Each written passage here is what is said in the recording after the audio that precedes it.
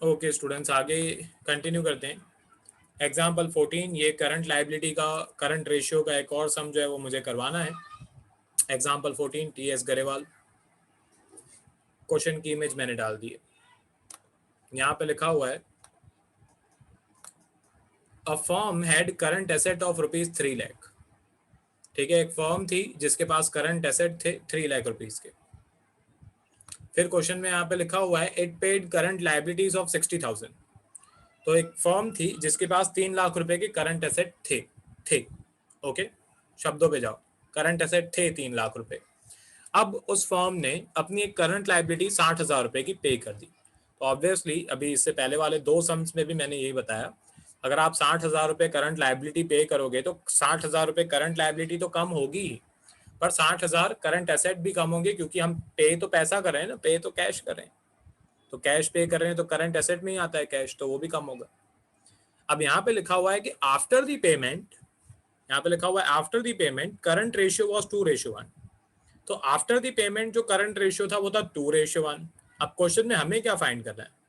Question में हमें ये फाइंड करना है कि determine the current liabilities and the working capital after and before the payment. मतलब करंट लायबिलिटी की वैल्यू आफ्टर द पेमेंट भी फाइंड करो, एंड करंट लायबिलिटी की वैल्यू बिफोर द पेमेंट में भी फाइंड करो, एंड वर्किंग कैपिटल जो कि अभी तक तो हर सम में दिया हुआ था वो इस क्वेश्चन में आपको फाइंड करने के लिए बोल रहे हैं। Current working capital before and after वाला दोनों फाइंड करने को बोल रहे हैं। तो इस सम को मैं दो पार्ट्स में सॉल्व करता हूँ।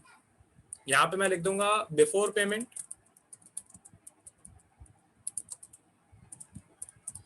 ठीक है, यहाँ पे मैं लिख देता हूँ बिफोर पेमेंट, एंड यहाँ पे साइड में मैं लिख देता हूँ आफ्टर पेमेंट। ठीक है, तो थोड़ा जो क्वेश्चन है समझ में आसानी से आएगा। ठीक है, बिफोर पेमेंट और आफ्टर पेमेंट।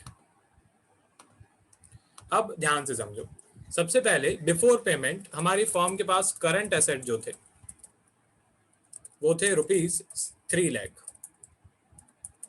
ठीक है, बिफोर पेमेंट हमारी फर्म के जो करंट एसेट थे वो थे 3 लाख रुपए।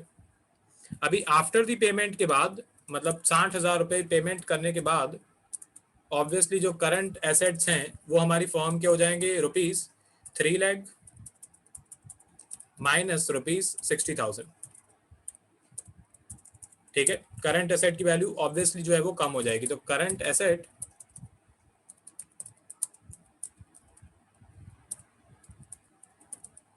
इक्वल्स टू ₹2,40,000 हो जाएगा। ठीक है, ये आपकी करंट एसेट की न्यू वैल्यू आ जाएगी 2,40,000। अब करंट लाइबिलिटीज की जो वैल्यू है वो दोनों की नहीं दी हुई है, ना बिफोर पेमेंट की दी हुई है ना आफ्टर पेमेंट की दी हुई है, वो हमें फाइंड करनी है। तो करंट लाइबिलिटी मैं यहाँ पे भी लिख देता हूँ। ठीक है, वही करंट लाइबिलिटी मैं यहाँ पे भी लिख देता हूँ। करंट लाइबिलिटी की वैल्यू ना हमें ओल्ड वाली दी हुई है बिफोर पेमेंट वाली, ना हमें न्यू वाली दी हुई है। तो मैं इसको सपोज करूंगा एक्स। ठीक है, तो बिफोर पेमेंट वाली जो करंट लाइबिलिटी है, ठीक है, बिफोर पेमेंट वाली जो करंट लाइबिलिटी है उसको मैं सपोज करूंगा एक्स माइनस 60,000। ठीक है, अगर सपोज करो बिफोर करंट लाइबिलिटी थी एक्स, तो वो हो जाएगी अभी एक्स माइनस 60,000। ठीक है, सपोज करो एक्स रुपीज थी, तो ये हो जाएगा ₹एक्स बिफोर पेमेंट, या 2 मिनट रुको। इससे इजी तरीका ये है कि आप आफ्टर पेमेंट वाली जो करंट लाइबिलिटी है उसको एक्स सपोज कर लो। ठीक है, आफ्टर पेमेंट वाली लाइबिलिटी को सपोज मैं कर लेता हूँ ₹एक्स। वैसे आप, मैं यहाँ पे भी वही बोलूंगा, यहाँ पे भी आप करंट लाइबिलिटी ओल्ड वाली को भी एक्स सपोज करके कर सकते हो, न्यू वाली को भी एक्स सपोज करके सॉल्व कर सकते हो, दोनों से आंसर सेम ही आएगा। ठीक है, दोनों से आंसर सेम ही आएगा। या मैं सिंपल ही रखता हूँ, मैं ओल्ड वाली को ही एक्स सपोज करता हूँ। ठीक है, तो यहाँ पे मैंने ओल्ड वाली जो करंट लाइबिलिटी थी उसको मैंने सपोज कर लिया एक्स।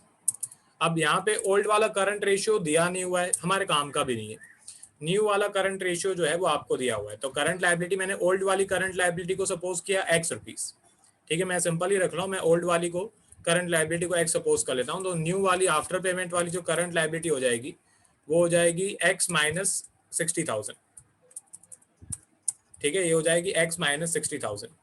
ठीक है, मैं बिफोर आफ्टर करके लिख रहा हूँ सब कुछ ताकि आपको थोड़ा समझ में आए अच्छी तरह से। करंट एसेट है 3 लाख रुपए, पेमेंट करने के बाद करंट एसेट जो है वो हो जाएंगे 60,000 की पेमेंट करने के बाद 2,40,000। करंट लाइबिलिटी थी, सपोज करो पहले करंट लाइबिलिटी थी x, अभी करंट लाइबिलिटी पेमेंट के बाद हो जाएगी x माइनस 60,000। x माइनस 60,000 मैंने क्यों लिखा है, क्योंकि मेरे को अमाउंट नहीं पता है करंट लाइबिलिटी की। फिर करंट रेशियो आपको यहाँ पे दिया हुआ है, current ratio after the payment वाला आपको करंट रेशियो दिया हुआ है 2:1, वो मैंने यहाँ पे लिख दिया।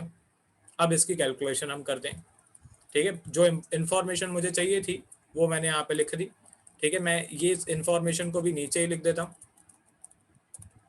ठीक है, ये इंफॉर्मेशन को भी मैं नीचे ही लिख देता हूँ एंड बाकी की कैलकुलेशन मैं साइड में करता हूँ, ठीक है। तो ये बिफोर पेमेंट, उसके नीचे आफ्टर पेमेंट की इंफॉर्मेशन अब साइड में, आपको साइड में नहीं करना है, आपको सब नीचे नीचे ही लिखना है, ठीक है। तो अब यहाँ पे करंट रेशियो के अंदर, करंट रेशियो की जो फॉर्मूला होती है उसके अंदर ये मैं जो वैल्यूज हमने अभी फाइंड की वो पुट कर देंगे।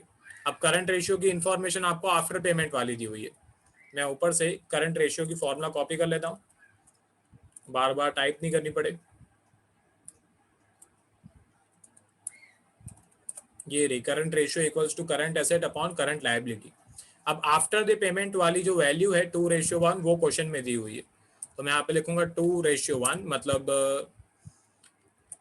Current asset upon current liability. तो करंट एसेट की जो वैल्यू है हमारी वो है 2,40,000 आफ्टर द पेमेंट वाली, ठीक है। 2,40,000 मैंने लिखा, ठीक है। इसके अपॉन में 2,40,000 के अपॉन में यहाँ पे मैं लिख देता हूँ x माइनस 60,000, ठीक है। ये मैंने इसके अपॉन में लिख दिया x माइनस 60,000,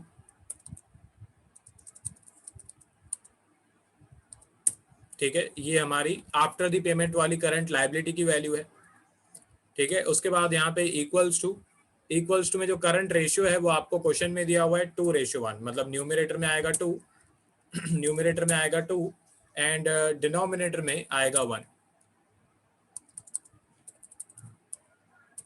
ठीक है। डिनोमिनेटर में आएगा 1। अब इसकी कैलकुलेशन हमको करनी है, तो ये x माइनस 60,000 सामने जाके 2 के साथ मल्टीप्लाई हो जाएगा, 2,40,000 अपनी जगह पे ही रहेगा, ये जो x माइनस 60,000 है वो सामने जाके 2 के साथ मल्टीप्लाई हो जाएगा, तो ये हो जाएगा 2 मल्टीप्लाई बाय x माइनस 60,000, ठीक है। आगे बढ़ते हैं, इसके बाद 2,40,000 अपनी जगह पे ही रहेगा, इक्वल्स टू 2 जो है वो x के साथ भी मल्टीप्लाई होगा, तो ये हो जाएगा 2x, और 2 जो है वो 60,000 के साथ भी मल्टीप्लाई हो जाएगा, तो ये हो जाएगा 1,20,000। इसके बाद 1,20,000 सामने जाके प्लस हो जाएगा 2,40,000 के साथ, तो हो जाएगा 2,40,000 प्लस 1,20,000 एंड इक्वल्स टू में जो 2x है वो अपनी जगह पे ही रहेगा, ठीक है। तो यहाँ पे आपका आंसर आ जाएगा 2x इक्वल्स टू 2,40,000 प्लस 1,20,000 आप करोगे तो 3,60,000 हो जाएगा। अब x अपनी जगह पे ही रहेगा, x अपनी जगह पे ही रहेगा एंड 3,60,000 भी अपनी जगह पे ही रहेगा, 2 जो है वो सामने जाके डिवाइड हो जाएगा, तो यहाँ पे हमारी x की वैल्यू आ जाएगी 3,60,000 डिवाइड बाई 2, 1,80,000। ये 1,80,000 हमारी x की वैल्यू है। अब क्वेश्चन में याद करो हमने x की वैल्यू किसको सपोज किया था, हमने x सपोज किया था करंट लायबिलिटी को बिफोर पेमेंट, तो बिफोर पेमेंट वाली करंट लायबिलिटी हमारी फाइंड हो गई। यहाँ पे मैं लिखूंगा करंट लायबिलिटी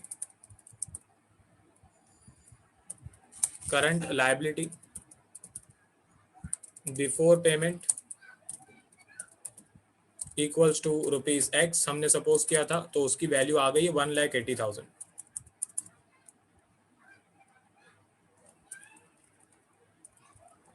ठीक है।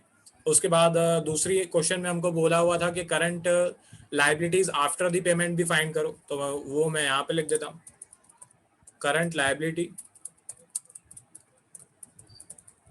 आफ्टर द पेमेंट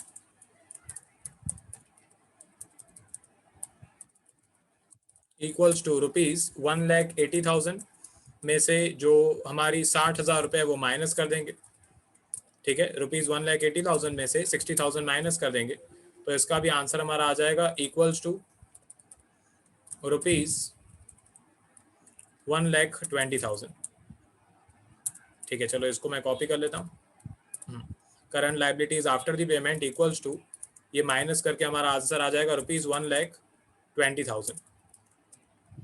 अब इसके बाद आपको क्वेश्चन में दो और चीजें फाइंड करने के लिए बोली हुई हैं, ठीक है। इसके बाद आपको क्वेश्चन में ये भी बोला हुआ है कि वर्किंग कैपिटल फाइंड करो। वर्किंग कैपिटल फाइंड करो बिफोर द पेमेंट वाला भी एंड आफ्टर द पेमेंट वाला भी। ठीक है, तो इतना मैं आपको दे रहा हूँ, बस आपको फॉर्मूला लगानी है, या चलो मैं ही कैलकुलेट कर देता हूँ।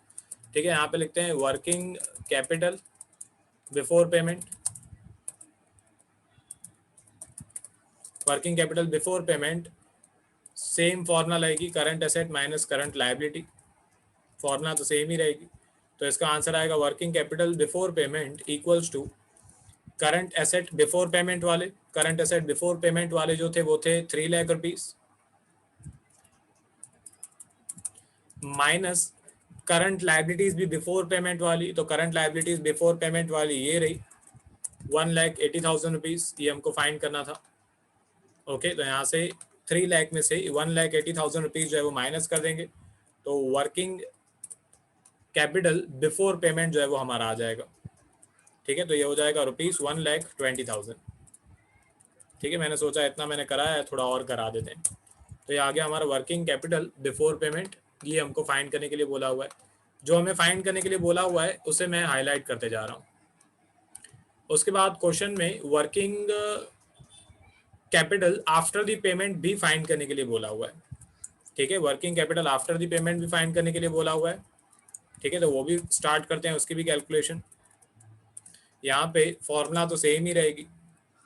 ठीक है, फॉर्मूला जो है वो वर्किंग कैपिटल की सेम ही रहेगी, बस यहाँ पे वर्किंग कैपिटल बिफोर पेमेंट की जगह पे हम यहाँ पे लिख देंगे आफ्टर पेमेंट। फॉर्मूला तो सेम ही रहेगी, current asset minus current liability. ठीक है, इसके बाद यहाँ पे बस आपको वैल्यूज पुट करनी है, माइनस करना है। तो करंट एसेट की वैल्यू आफ्टर दी पेमेंट वाली जो थी वो थी 2,40,000 रुपीज। ठीक है, 2,40,000 रुपीज आफ्टर दी पेमेंट वाली वैल्यू थी। इसमें से हम माइनस करेंगे आफ्टर दी पेमेंट वाली करंट लायबिलिटी जो कि हमने ऊपर फाइंड की 1,20,000। ठीक है, बस अभी 2,40,000 में से 1,20,000 हम माइनस कर देंगे, तो यहाँ पे हमारा आंसर आ रहा है रुपीज 1,20,000। ये 1,20,000 जो है वो वर्किंग कैपिटल है आफ्टर द पेमेंट वाला। ठीक है, ये आपका आंसर हो गया, खत्म। अब यहाँ पे मैं स्क्रॉल कर देता हूँ, ये आपके क्वेश्चन की इमेज है, एग्जाम्पल नंबर 14। ये before payment and after payment की थोड़ी कैलकुलेशन है। ठीक है, एंड साइड में यहाँ से ये सब आपको नीचे नीचे लिखना है, मैं साइड बाय साइड लिखा है। एंड ये हमारा मेन आंसर। ठीक है, लिखते रहना, सब कुछ पढ़ते रहना, लिखोगे तो याद रहेगा।